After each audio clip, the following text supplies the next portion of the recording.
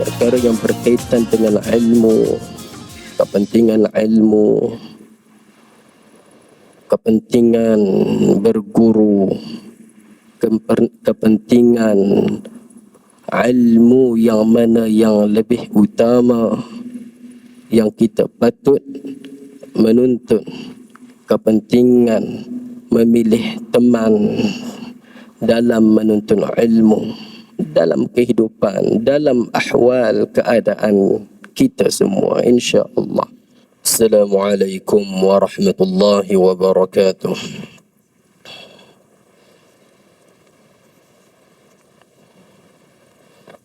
Alhamdulillah, alhamdulillahi rabbil alamin, wa bihi nasta'in ala umuri dunya waddin. Wassalatu wassalamu ala ashrafil mab'uthin sayyidina maulana Muhammadin wa alihi wa ashabihi wattabi'in wa man tabi'ahum bi ihsanin ila yaumiddin. Amma ba'da.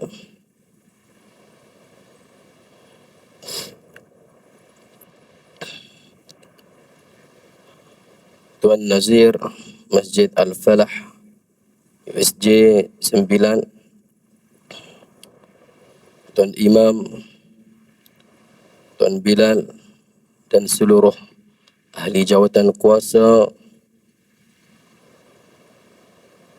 para jamaah muslimin muslimat yang dirahmati Allah. Alhamdulillah, alhamdulillah, thumma alhamdulillah. Syukur kita ke hadirat Allah Subhanahu wa taala.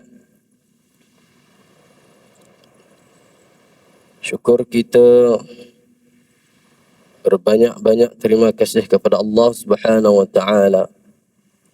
Allah taala telah beri buka kepada kita pembukaan kebebasan, kita sama-sama dapat mengimarahkan rumah daripada rumah-rumah Allah Subhanahu wa taala. Jadi sama-samalah kita mengambil peluang yang Allah Ta'ala kurniakan kepada kita. Berapa ramai dari kalangan kita yang telah Allah Ta'ala ambil mereka. Mudah-mudahan Allah Ta'ala terima segala amal mereka. Mudah-mudahan mereka yang pergi, mereka meninggalkan amal-amal mereka yang akan berterusan sehingga hari kiamat. Dan kita yang disebut sebagai lahiqun, yang akan menyusuli mereka, barangkali dari sahabat handai kita yang pergi, teman-teman kita, keluarga kita yang jauh maupun yang terdekat, guru-guru kita, masyayikh kita. Jadi kita ini dipanggil lahiqun, mereka dipanggil sabiqun. Moga-moga Allah Ta'ala terima mereka dan Allah Ta'ala jadikan kita yang mengikut jejak langkah mereka, insya-Allah. Amin. Para jemaah yang dirahmati Allah, insya-Allah pada malam ini sempena dengan kita menghirup keadaan yang baru, yang mana kita sebelum ini masuk masjid ataupun di mana saja kita bergerak tidak perlu memakai pelitup muka. Ustaz, kena letak dekat sikit belakang perempuan tak dengar sangat. Okey. Yang mana kita di fasa kehidupan baru, Jadi kita yang mana sebelumnya kita tak perlu memakai pelitup muka dan tak perlu menyediakan hand sanitizer dan sebagainya, dan SOP yang telah ditetapkan oleh Kementerian Kesihatan. Tetapi Alhamdulillah kita dapat kembali ke rumah Allah. Kita dapat kembali mengimarahkan rumah Allah yang mana kita sentiasa sebut ketika mana kita diperintah untuk tajawul, hadurut tajawul, diperintah untuk berkurung ataupun dia panggil PKP, perintah kawalan pergerakan. Jadi dikawal pergerakan kita. Jadi alhamdulillah sekarang kita dah Allah Ta'ala buka sikit demi sikit. Barangkali Allah Ta'ala dengar suara-suara orang yang lemah daripada kita. Mereka berdoa kepada Allah Ta'ala, bermunajat, ingin bermunajat, rindu kepada Allah, rindu kepada salat berjamaah, rindu kepada khutwah, al-khutah, dan setiap melangkah untuk melangkah ke masjid. Rindu, serba rindu yang berkaitan dengan perkara yang mendatangkan keridaan Allah Subhanahu wa Ta'ala. Jadi Allah Ta'ala buka sikit demi sedikit. Alhamdulillah. Perbanyakkanlah kita berucap syukur, lisan, qalb, hati, af'al, perbuatan kita, dan apa-apa yang kita semampu mungkin yang kita boleh lakukan. Semoga Allah Ta'ala kurniakan sabat, kekal sabat, yakni sabar dalam mentaati perintah Allah Ta'ala, sabar dalam kita untuk menjauhkan diri daripada melakukan maksiat kepada Allah Subhanahu wa Ta'ala. Jadi sama-sama di kesempatan peluang yang kita perolehi, kita untuk merenung satu naskah yang kecil yang berkaitan dengan ilmu yang saya sama-sama kita akan kongsikan pada malam ini.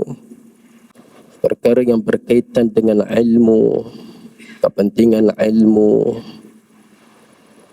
kepentingan berguru, kepentingan ilmu yang mana yang lebih utama yang kita patut menuntut, kepentingan memilih teman dalam menuntut ilmu, dalam kehidupan, dalam ahwal keadaan kita semua, insya-Allah. Yang mana kita akan sentuh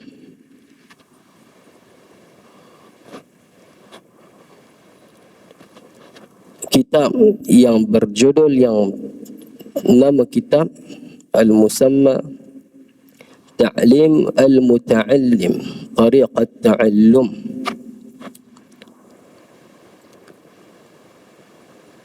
Ta'lim Al-Muta'allim Tariqat Ta'allum, iaitu belajar, cara belajar. Ta'lim, pelajaran seorang pelajar dan cara dia belajar. Yang mana kitab ini penulisnya oleh Al-Imam Burhanul Islam, atau dikenali dengan Burhanuddin Az-Zarnuji rahmatullahi alaih, yang mana beliau wafat pada tahun 591 Hijrah. Beliau adalah seorang faqih, imamun faqihun, ahadu fuqaha al-Hanafiyah, salah seorang imam mazhab Hanafi. Beliau salah seorang imam mazhab Hanafi. Tatalmadha ala yadi Burhanuddin Al-Murghinani Al-Hanafi, guru beliau, yang mana beliau Burhanuddin Az-Zarnuji belajar dengan guru beliau, mulazamah dengan guru beliau yang bernama Burhanuddin juga, Al-Murghinani Al-Hanafi, yang mana dikenali dengan sahibu Al-Hidayah atau sahibu kitab Al-Hidayah. Guru beliau dikenali dengan pengarang kitab Al-Hidayah.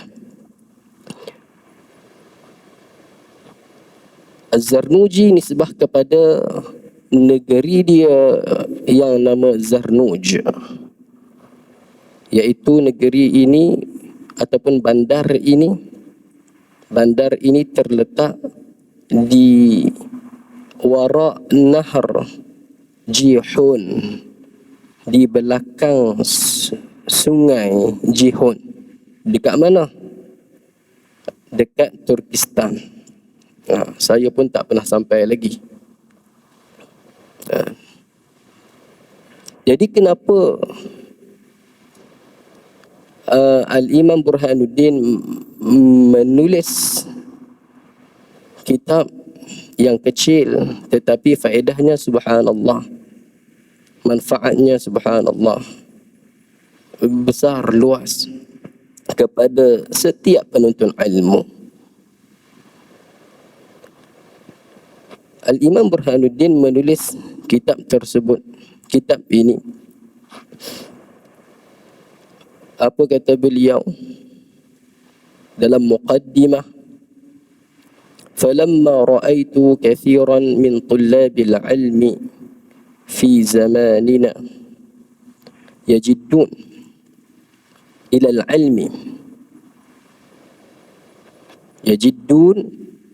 al-ilmi wa la yasilun. Kata beliau, tatkala aku melihat ramai daripada tullabil ilm, penuntut ilmu di zaman kita, di zaman kami ataupun di zaman kita dia sebut, dalam ini khusus kepada zaman dia tetapi umum kepada zaman selepas dia, khusus zaman beliau, umum kepada selepas beliau.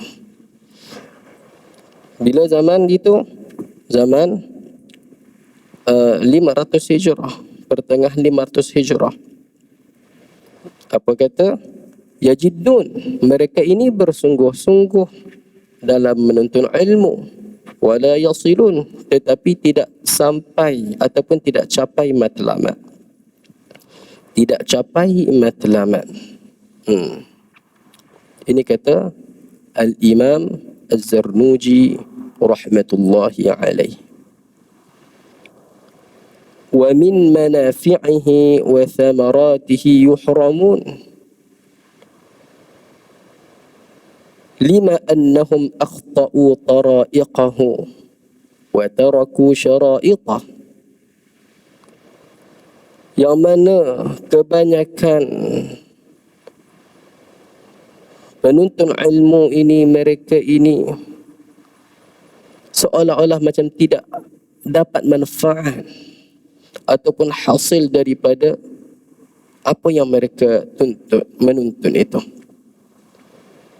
Sebab apa? Lima annahum akhta'u tara'iqahu, kerana mereka tersalah cara. wa taraku syara'itahu, meninggal syarat-syarat, dia panggil syarat-syarat penuntut ilmu yang sepatutnya, yang dilalui, alladhi yasluku salikun, yang dilalui oleh orang yang lalu, iaitu oleh al-masyayikh, al-ulama, al-ulama yang terdahulu, iaitu sebelum mereka. Jadi bila benda ni berlaku, wa kulla man akhta'a at-tariqa dhalla. Jadi kalaulah benda ini berlaku, maka semua, dia bagi wa kulla tariqa, setiap jalan tadi itu bila salah jadi apa? Dhalla, jadi sesat. Bila salah jadi sesatlah, salah jalan. Bila salah jalan jadi sesat. Fala yanalul maqsud, bila sesat tidak sampai maksud tadi, maksud tak sampai. Qalla aw jalla, sikit pun tak sampai, banyak telah. Jadi kemudian beliau berkata, aradtu wa ahbabtu an ubayyina lahum tariqat ta'lim. Jadi yang demikian itu, oleh kerana itu aku ingin, aku nak sangat, ingin sangat untuk menerangkan kepada setiap penuntut ilmu jalan yang sepatutnya mereka belajar, cara tariq, syara'it, syarta, ala ma ra'aitu fil kutubi wa sami'tu min asatizi ulil ilmi wal hikami. Jadi dia nak terangkan kepada setiap penuntut ilmu cara jalan ta'lim daripada mana beliau ambil, ma ra'aitu fil kutub, apa yang telah aku ambil, aku meneliti daripada yang terbuku, yang ada pada penulisan daripada manaqib, ke perjalanan masyayikh dahulu, ataupun nasihat daripada ulama-ulama, daripada tabi'in, daripada sahabah, daripada Nabi sallallahu alaihi wasallam.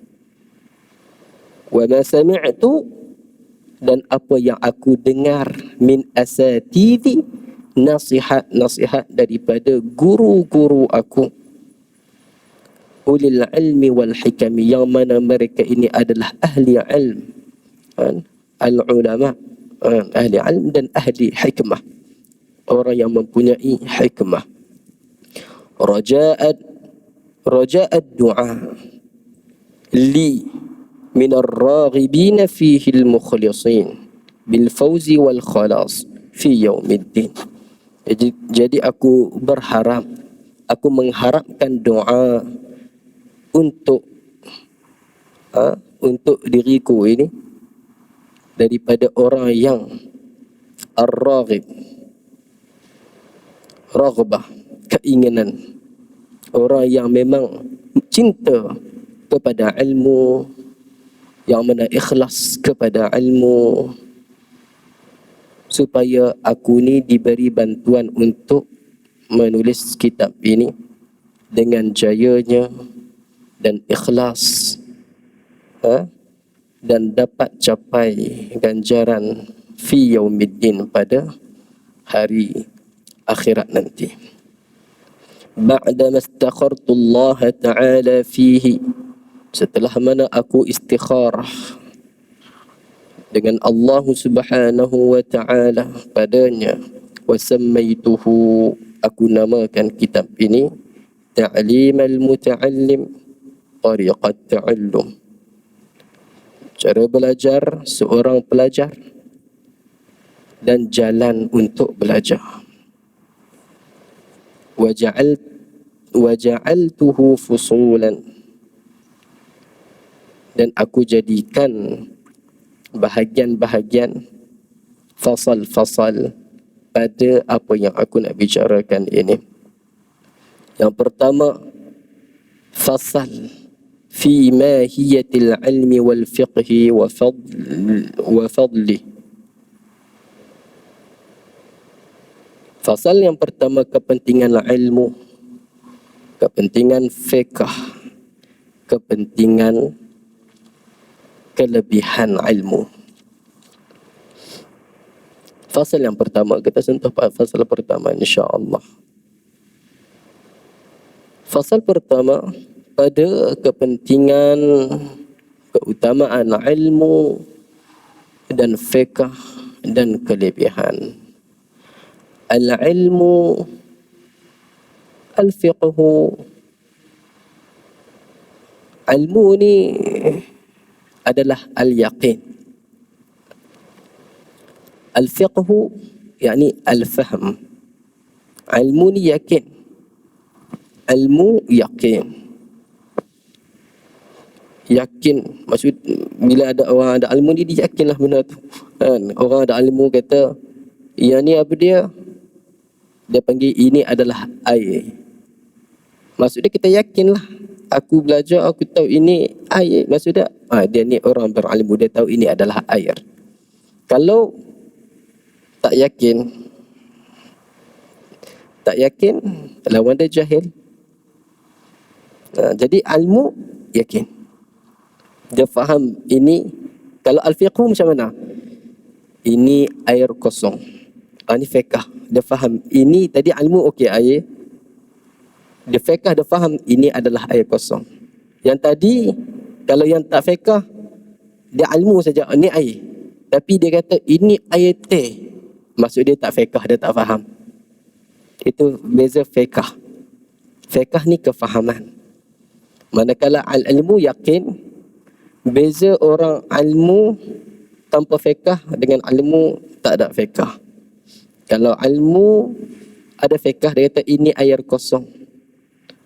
Kalau ilmu yang tidak ada fiqh, ini air teh ataupun kopi. Sebab dia tak faham. Jadi dia keliru. Bila fiqh ni faham, lawan dia kelirulah, tak fahamlah. Dia punya zon, kefahaman dia tu kurang. Sebab tu kalau kita belajar fiqh, yang mana dia kata fiqh ni dalam solat maghrib, fiqh ke apa dia? Solat maghrib bukan fiqh. Solat maghrib ni ilmu, yakin. Fiqh tu apa dia? Cara angkat takbir dia. Allah. Ini fiqh. Niat dia macam mana? Itu fiqh. Tapi kalau solat kata maghrib, semua mazhab, tak kira lah mazhab apa kata, memang ada maghrib. Ilmu yakin itu adalah syarak. Yakin solat maghrib. Semua kata wajib, semua kata ada 5 waktu solat. Manakala yang kata fiqh tadi tu, cara tu berbeza. Bila fiqh ni panggil dhannul qawi. Dhannul qawi, sangkaan yang kuat. Jadi sebab itulah Al-Imam Syafi'i radhiyallahu anhu kata apa? Pendapat kami atau pendapat kita ni tepat. Orang lain salah, boleh jadi kita salah, boleh jadi dia betul. Nampak? Imam Syafi'i kata pendapat kita ni tepat. Saya yakin 99% tepat. Orang lain salah. Tapi boleh jadi kita salah. Boleh jadi itu 1% je. Boleh jadi orang lain betul. Jadi nak bagi tahu dhannul qawi. Sebab tu kadang-kadang kalau kita tengok al-ahadith an-nabawi, hadis-hadis yang sahih, dia panggil, dia banyak dhannul thubut. Maksud dia Sebab apa? Jadi dhannu thubut dhanniyah, kerana hadis tu thabit, ya sahih, tetapi dhann sebab ada hadis yang lain menerangkan benda yang sama.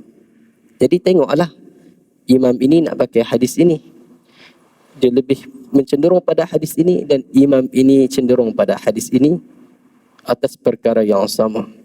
Seperti mana dalam kita punya mazhab, qunut adalah ab'ad. Ab'ad tu apa dia? Sunat ab'ad lah. Solat doa qunut dalam solat subuh adalah sunat ab'ad. Imam Asy-Syafi'i kata ada buat qunut, kalau tak buat kena sujud sahwi. Rukun ke bukan rukun, tapi sunat ab'ad. Macam dia punya kategori dia macam tahiyat awal. Kalau tertinggal, terlupa terus ni, sekali dengan sujud sahwi pun nak lupa, kena ganti balik solat tu, tak perlu, sah solat, cuma terlupa tahiyat awal. Itu dalam fiqh lah. Manakala doa qunut pun sama. Doa qunut yang mana Al-Imam Syafi'i radhiyallahu anhu memegang dalil daripada Sayyidina Anas radhiyallahu anhu, perawi yang mengatakan la yazalu yaqnutu Rasulullah sallallahu alaihi wasallam fil fajri ataupun fi subhi hatta faraqa dunia, sehinggalah Nabi SAW meninggal dunia. Dalam hadis yang lain dari perawi yang sama juga, yaqnutu syahran wa taraka syahran, dan mula Nabi SAW qunut pada 5 waktu kepada orang sahabat-sahabat yang gugur syahid. Gugur syahid. Jadi Nabi SAW sedih, doa qunut, kebinasaan kepada pengkhianat, doa kehancuran kepada mereka. Kemudian Nabi SAW tinggal hanya buat pada jahar. Kemudian Nabi SAW tinggal hanya buat pada subuh. Dalam hadis Anas bin Malik radhiyallahu anhu, Nabi SAW buat ada 2, taraka syahran, qadata syahran, taraka syahran. Perawi yang sama juga, la yazalu yaqnut hatta faraqa dunia. Jadi Imam Syafi'i memegang yang ini. Maksud dia sampailah meninggal dunia tu, adakah Nabi SAW buat sampai meninggal dunia tu, sampai kira sebelum meninggal wafat ni Nabi SAW kunut? Bukan itu maksud dia mesti macam tu. Hampir, hatta faraqa dunia ni hampir. Jadi Al-Imam Syafi'i pegang pada akhir hayat. Akhir hayat Nabi, kebanyakannya Nabi SAW hampir tak tinggal qunut. Jadi itu kita nak bagi tahu tentang ilmu dengan fiqh. Ilmu yakin, fiqh faham. Kita masuk. Qala Rasulullah sallallahu alaihi wasallam, talabul ilmi faridatun ala kulli muslimin wa muslimatin.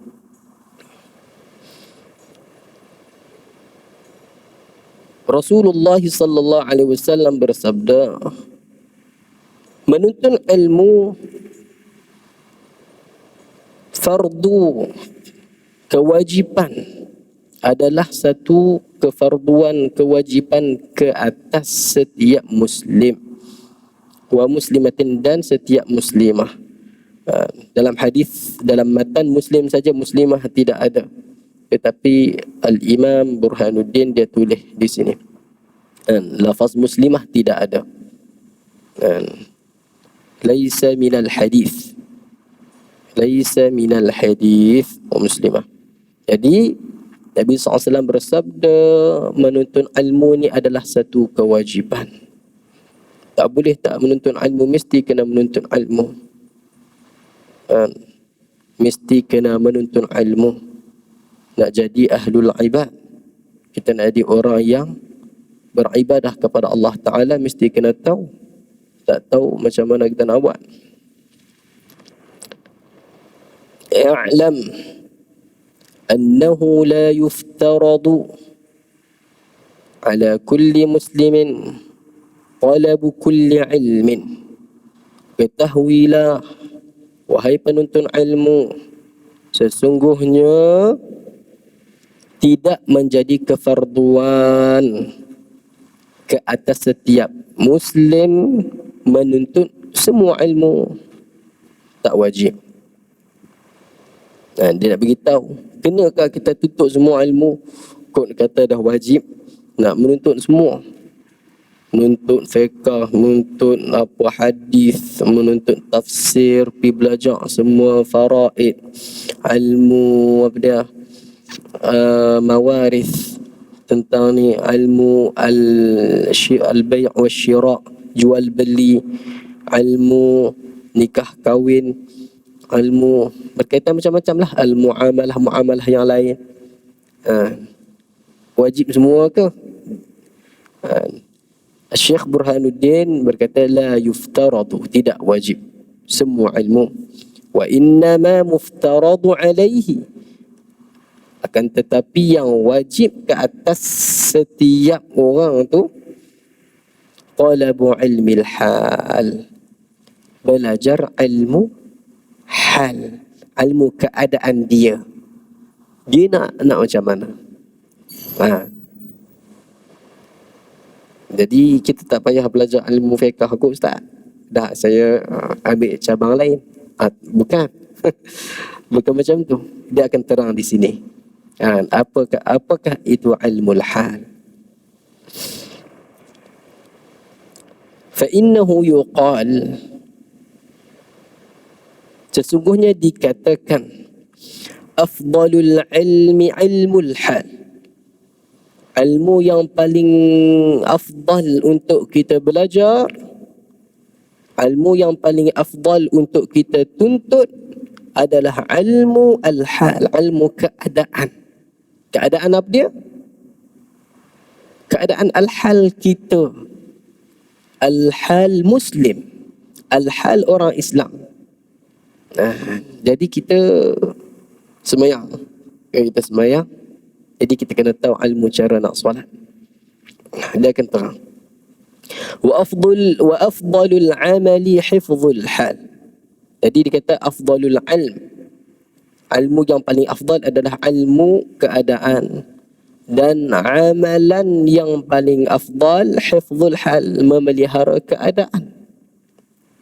Wa yuftaradu 'alal muslimin talabu ilmi ma yaqa'u lahu fi halihi, dan diwajibkan ke atas orang Islam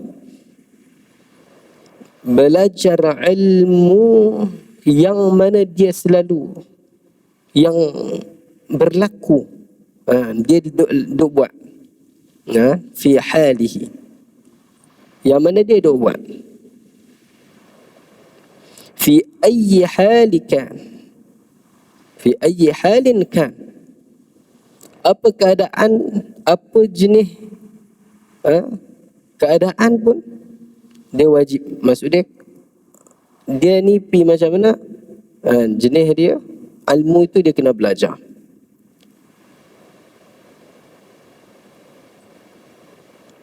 Okey, dia beritahu di sini, fa innahu la budda lahu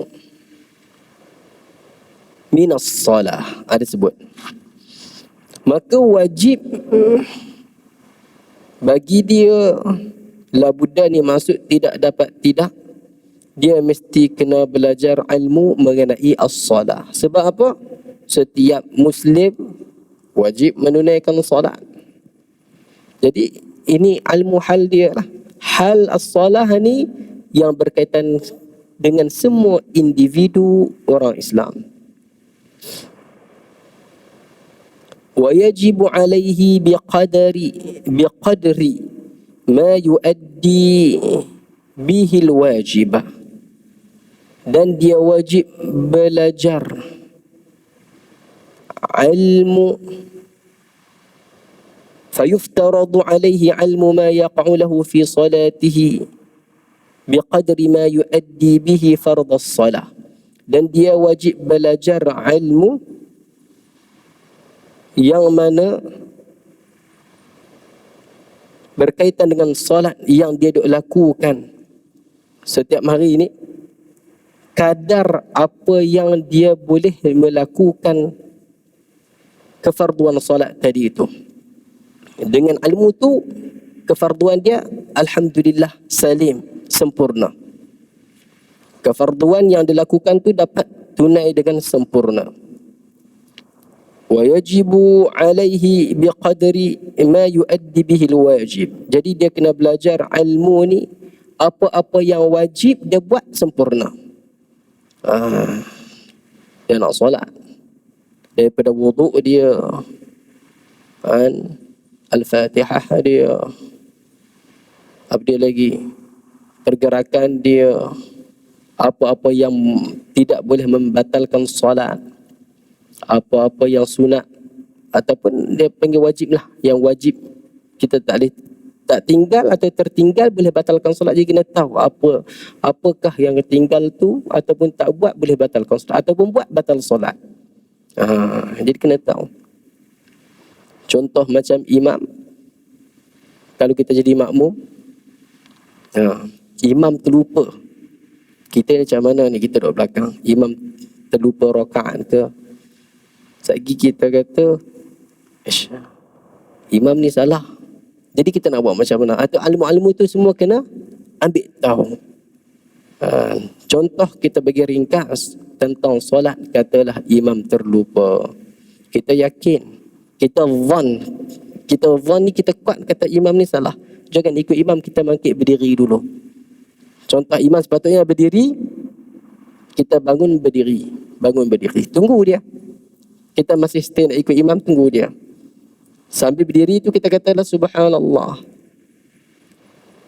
tegur imam. Sebaiknya untuk kita tegur imam, cara yang paling betul, apabila seorang itu nak tegur imam, sepatutnya dia berdiri. Orang tu kena bangun berdiri dulu, jangan dia duduk. Dia bangun berdiri, dia sebut subhanallah. Jadi imam tu tak bangun juga, sebut lagi sekali subhanallah, tak guna, diamlah. Jadi kalau contoh dia bagi salam, kita mufaraqah lah. Sebelum bagi salam tu kita mufaraqah. Macam lama ni, macam nak bagi salam ni, sepatutnya tak habis lagi ni, kita mufaraqah solat seorang-seorang. Lianna ma yatawassalu bihi ila iqamatil fardhi yakunu fardan. Apa-apa yang ada kaitan dengan untuk melaksanakan perkara yang untuk mendirikan kefarduan, jadi fardu. Jadi solat fardu, solat wajib, wuduk tak wajib. Jadi ilmu tentang wuduk wajib kena belajar. Dia panggil kaedah sebut ma la yatimmul wajib, tidak akan sempurna kewajipan itu illa bihi, melainkan dengan perkara ni. Perkara ni pun jadi wajib juga. Wuduk, air sembahyang ni asalnya tak wajib, jadi sebab nak solat, ni jadi wajib. Wa kadzalika fi shaum, begitu juga dengan ilmu tentang berpuasa. Az-zakah, zakat harta, zakat sebagainya. In kana lahu malun, kalau dia ada harta. Haji, in wajaba alaih, jika dia dah wajib.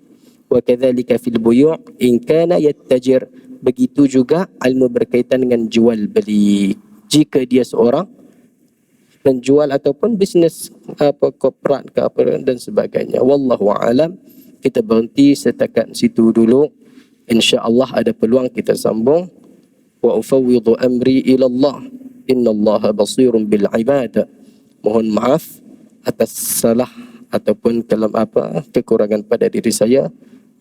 Yang baik daripada Allah Subhanahu wa taala, yang kurang atas kelemahan diri saya sendiri, pada hakikatnya kedua-duanya daripada Allah Subhanahu wa taala. Wassalamualaikum warahmatullahi wabarakatuh.